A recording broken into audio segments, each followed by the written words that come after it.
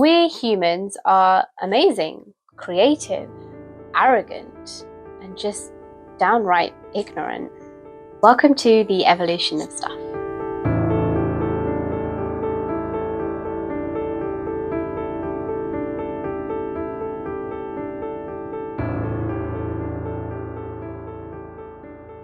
I'm Paveen Kaur, and in this video, we'll be talking about the limitations of the human and the environment that we live in, and yet how that mismatches with the way that we live in modernity, which is this realm of infinite possibilities.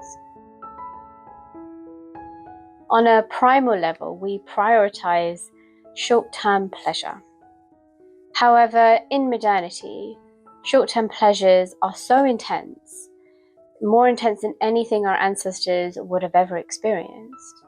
And that intensity can really overload the system, the body, the mind, and create long-term pains, true long-term pains, individually and societal. We live on average far longer lives than our ancestors. So we're not only experiencing more intense short-term pleasures that lead to more intense long-term pains, we're also surviving long enough to experience and truly experience those long-term pains. Our level of awareness and consciousness enables us to experience the world that no other living species can today. It's difficult to say whether our ancestors, species of Homo genus like Neanderthals or habilis, how much they were able to experience the world in any way similar to we do. We know they made tools and things like that, and their species lasted much, much longer than we probably ever will. Today we have created for ourselves a seemingly unlimited space where growth will just keep going. Companies will get bigger and bigger, profits get bigger and bigger. There is more to consume than ever before, more clothes to buy, more food to eat, more things to drink, more things to watch, more posts on social media than you can ever watch. It is an infinite world, especially online, it's an infinite world, and AI is only making it even more infinite. We need to do more with our time. We need to pack in more. We need to be more, achieve more, look better, be healthier. And yet, it's never enough. Whether we like it or not, we have limits.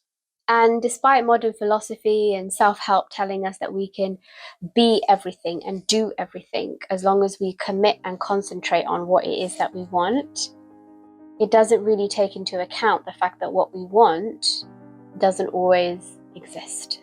So no matter how much we commit and concentrate, if we don't get it, apparently it's our fault, not the fault of the fact that it doesn't exist.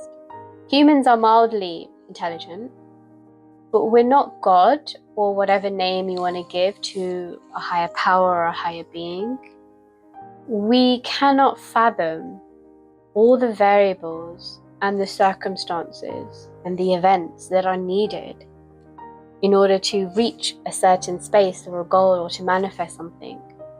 We can't imagine it, we don't know. And even if we do get to the place that we actually envisioned, it's never going to be what we think it's going to be. We are a product of billions of years of natural processes, not just in the universe, but on Earth as well. And to think that we can take control of those processes to manifest something for our primal desires is just plain arrogant and ignorant. And if we keep going down this road, we're only going to make ourselves ill, we're going to disappoint ourselves, ruin our own expectations, and line the pockets of the people who are selling this stuff and who are basically exploiting the human trait of hope. Hope for a life without pain.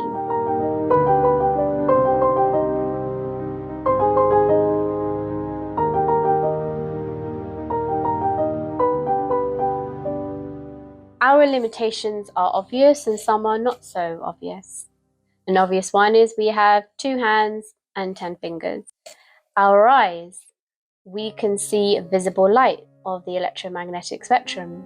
We cannot see or perceive radio waves or gamma rays.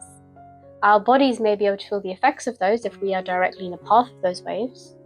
However, we can't see them, we can't process them, we can't detect them. Same with our hearing. We can hear a range, but we can't hear ultrasound, we can't detect ultrasounds, we can't detect infrasounds. In the brain, various synapses have various numbers of receptors, and those receptors have varying degrees of sensitivity, which affects how strongly the synapse will react when it is met with neurotransmitters. There are limitations. There is a limit to how much sugar the body needs and the brain needs for its general processing. There are limits to what the body can do with excess sugar until it will cause us harm. Other obvious limits: time. 24 hours a day, 7 days a week, that's just how we've arranged it today. But the earth does go around the sun in a finite amount of time. And yet modernity purports that we can have everything and be everything as long as we can take control of ourselves and our time and our energy and our relationships and our work and our finances. And if we can control everything down to the minute, we can then experience everything and have time for everything and energy. It doesn't work. It may sound depressing, and to a degree, a little bit. But if you dig a little deeper, the classic quote comes to mind: the truth will set you free. Even within the limitations of existence and the limitations and the reasonable limitations of what we can actually achieve, there is a lot of joy to be found. There is a lot of pain that we can mitigate, and there is just a lot of things that we can do. We really need to embrace this concept of when enough is enough. There is something called the Peak Fulfilment Curve, a curve like this on a graph, and at the top you have the point where satisfaction and well-being meet. And this applies to lots of things: what you eat and drink or what you consume, where you spend your money or how much money you earn, quality of your relationships, the time that you spend with your loved ones, your friends, your family. Everything tends to have a peak moment of satisfaction and aligns with well-being. When you keep going, the satisfaction becomes less and less and less, and your well-being deteriorates. For each person, that fulfillment curve, the peak, is different.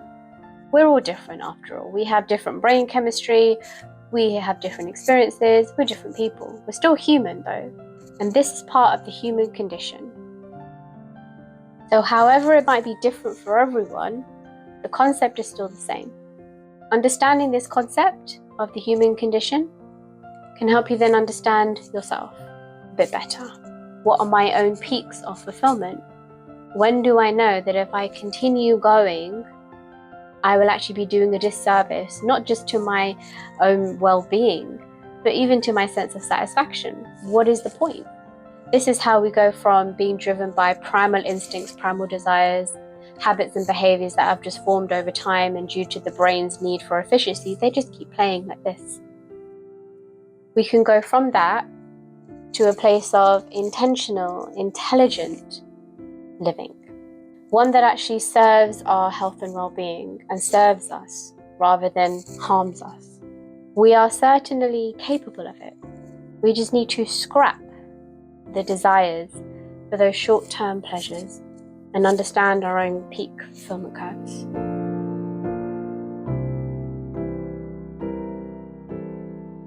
If you like the video, please support the channel. All the links are down below in the description. Like, subscribe, and all that jazz. And together we will journey through the beauty and the atrocities of reality, so we can better learn about who we are, what we can do, and what choices we can make for better health and well-being.